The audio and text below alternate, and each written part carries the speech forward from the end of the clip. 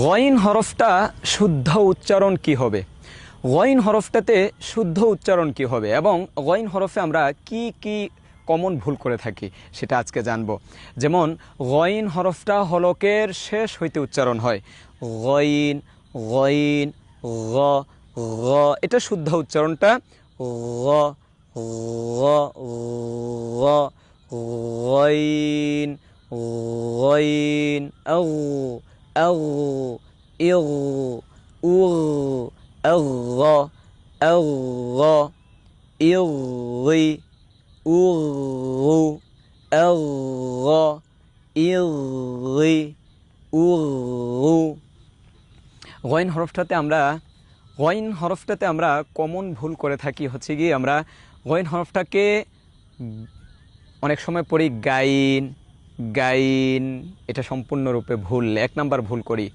2 number ভুল করি, আমরা এটাকে পড়ি গইন গ গ গইন আগ ইগ উগ গ গি গু।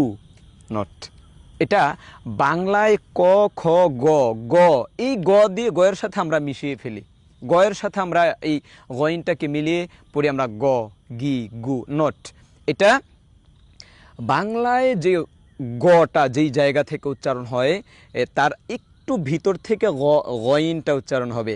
বাংলায় ক খ গ গ গ গ গ, গটা যদি এই জায়গা থেকে উচ্চারণ, এটা যদি জিহ্বা হয়, জিহ্বার আগা, জিহ্বার মধ্যখান, জিহ্বার গোড়া, গ গ গ, বাংলার গইনটা যদি বাংলার ক খ গটা যদি এই জায়গা থেকে উচ্চারণ হয়, তাহলে গইনটা উচ্চারণ হবে আরেকটু ভিতর থেকে, আরেকটু গোড়ার সাইড থেকে, তাহলে উচ্চারণটা আসবে গ গ গ।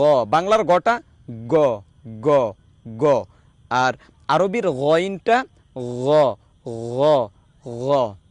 আশা করছি বুঝতে পেরেছেন। আল্লাহ রাব্বুল আলামিন আমাদেরকে কোরআনে কারীম তিলাওয়াত করা এবং শেখার তৌফিক দান করুক। আল্লাহুম্মা আমিন। আসসালামু আলাইকুম ওয়া রাহমাতুল্লাহি ওয়া বারাকাতুহু।